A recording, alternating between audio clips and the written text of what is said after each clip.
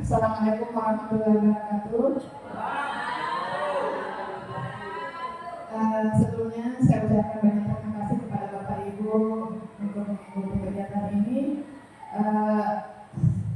Sebelumnya saya sampaikan bahwa saya berdiri di depan Bapak Ibu bukan berarti untuk menggurui, tapi sekedar untuk berbagi praktik baik setelah kami mengikuti diklat di Makassar yang dilaksanakan oleh BPGTK Pemprov Sulawesi Selatan.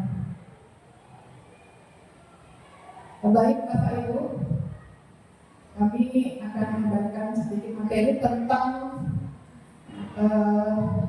7 jurus BK hebat. Mungkin Bapak Ibu di sini bertanya, apa itu 7 jurus BK hebat? Mari sama-sama kita lihat. Oke, baik. Latar belakang mengapa diimbaskan kepada kami sebagai guru mapel. Coba Bapak dapat kita lihat di sini.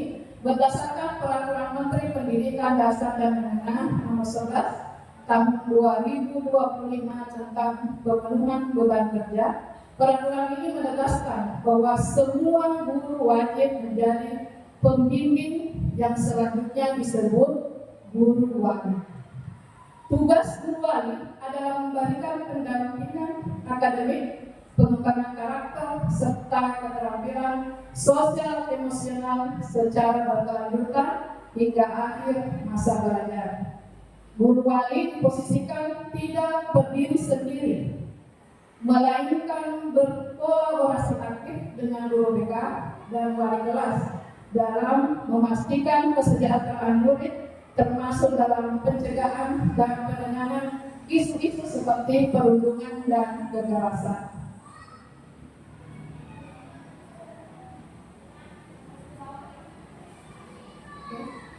Mengapa 7 jurus BK hebat ini menjadi prioritas Kementerian Dasar dan Menengah? Alasannya adalah karena jumlah guru BK tidak sepadan dengan jumlah murid yang harus dilayani, maka muncullah guru wali. Untuk di sekolah kita, alhamdulillah sekitar 800 lebih guru wali dan guru BK-nya ada sekitar 6 orang, itu sudah cukup bahkan lebih. Tapi dapat kami sampaikan di sini Bapak Ibu bahwa di seluruh Indonesia ada bahkan sekolahnya 1000 muridnya hanya 2 guru BK-nya. Jadi itulah yang menyebabkan munculnya namanya guru wali. Hal ini agar semua guru tidak hanya memberikan pelayanan mengajar saja, melainkan juga dapat membimbing murid. Semua guru dapat menjadi pembimbing yang dapat melahirkan generasi yang hebat. Pembimbing saja sama guru, sedangkan konseling memang harus dilakukan oleh guru BK-nya. Jadi mungkin ikut di sini pertanyaan dari Bapak Ibu, jadi bagaimana? Apa tugas guru BK? Karena sudah ada guru wali. Jadi dapat kami jelaskan di sini bahwa kalau ada masalah-masalah kecil yang mungkin muncul pada murid kita di kelas, bisa ditangani oleh wali kelas atau guru walinya. Tapi kalau masalah tersebut menyangkut tentang konseling, memang harus dilibatkan kepada guru BK.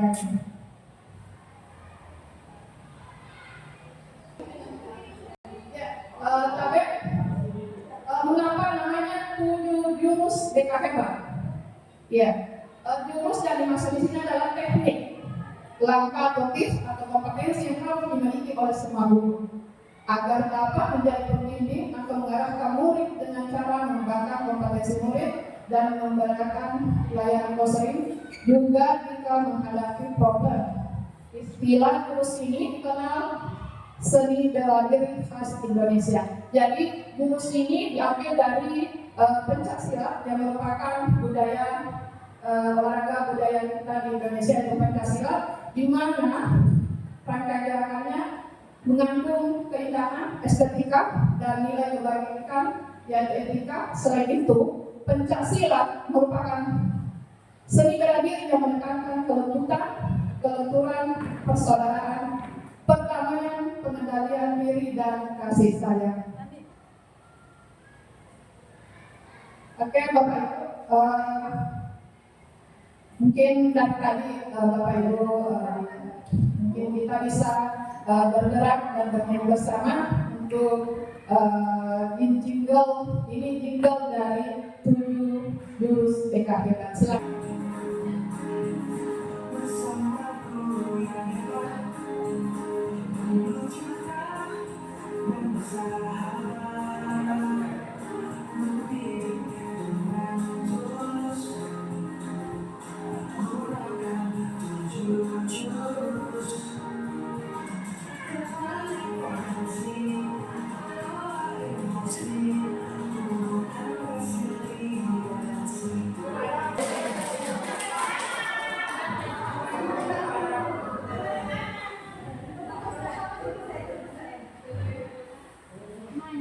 Tapi Bapak Ibu, ini adalah 7 jurus PKK.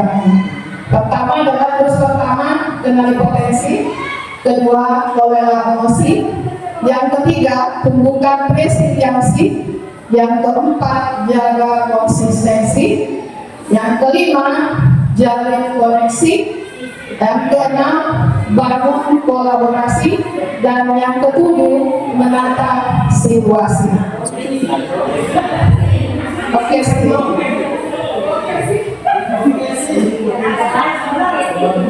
Oke, baik Bapak Ibu.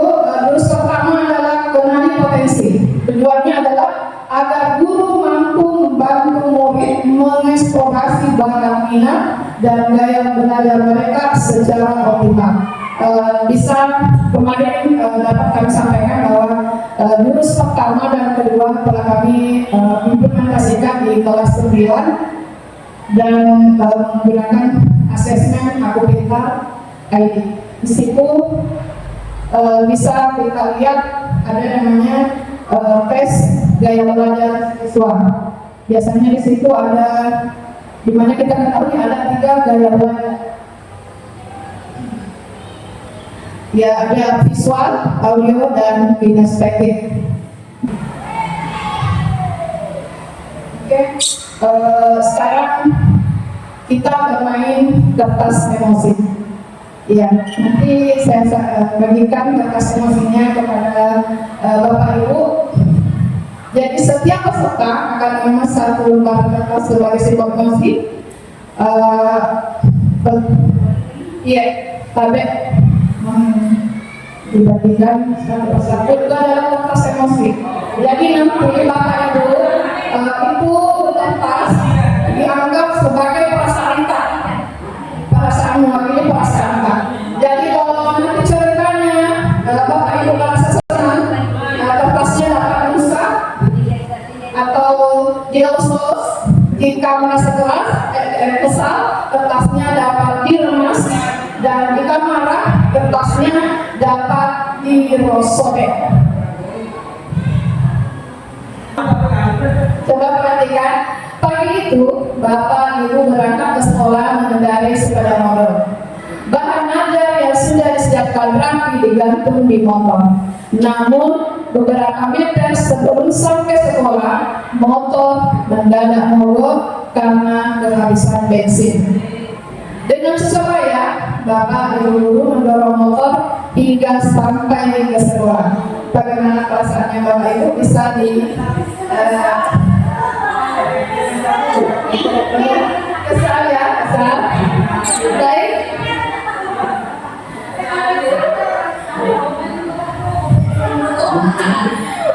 Oke, baik. Sampailah Bapak Ibu di kelas. Hampir semua murid datang tepat waktu.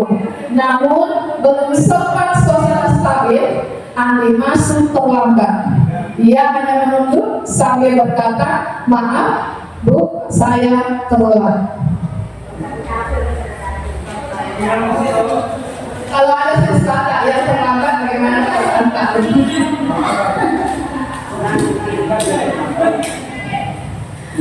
Lanjut. Oke, pelajaran pun dimulai.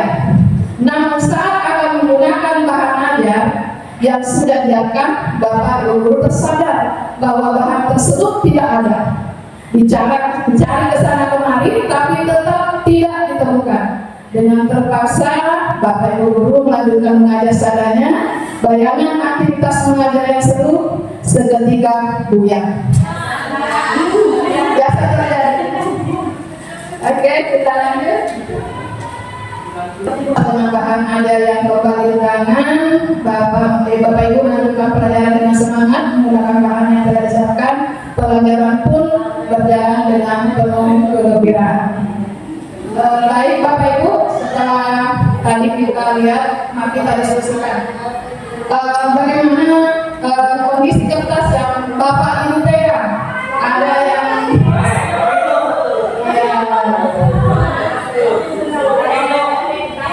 coba Bapak Ibu, apakah Bapak Ibu merasa menyesal dengan apa yang dilakukan pada kertas yang Bapak pegang? Tidak. Coba jika kertas itu adalah milik kita, bagaimana seharusnya kita bersikap? Ada yang bisa berbagi di sini? Ada Bapak Ibu yang kertasnya diremas?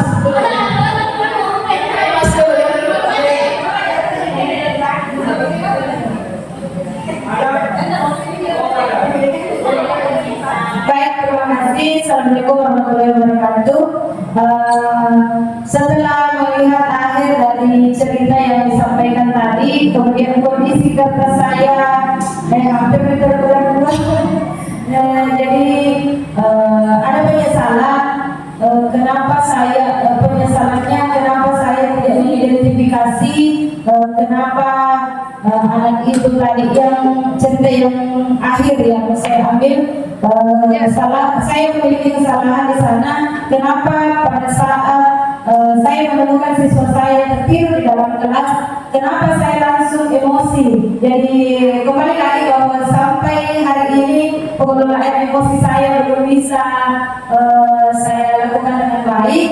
Harusnya pada saat saya mendapati siswa saya tertidur di dalam kelas, harusnya saya mengidentifikasi terlebih dahulu, dicabut-cabut kepada dulu, kenapa nak tidur apa masalahnya, mungkin itu yang harus saya lakukan. Jadi kesimpulannya saya harus belajar banyak lagi terkait pengelolaan emosi saya. Terima kasih, ilmu yang sangat luar biasa.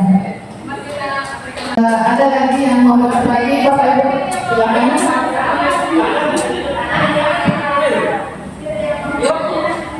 Baik, terima kasih atas kesempatan yang diberikan.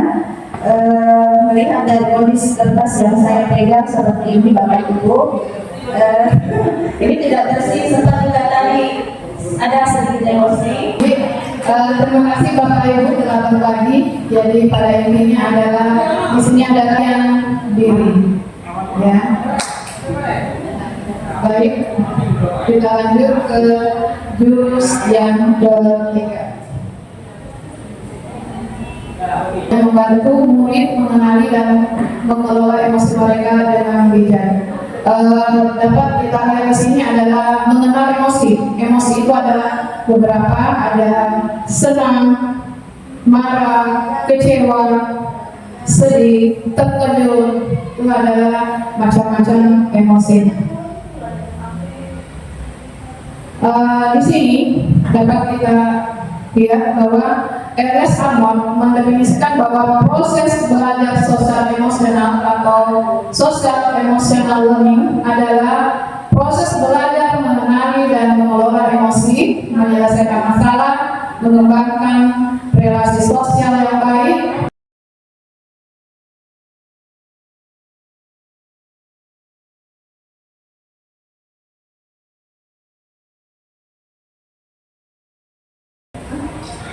Bapak Ibu, terima kasih atas kesempatan, atas waktunya sudah mengikuti kegiatan praktik, berbagai praktik baik. Sebelumnya saya terima kasih. Wassalamualaikum warahmatullahi wabarakatuh.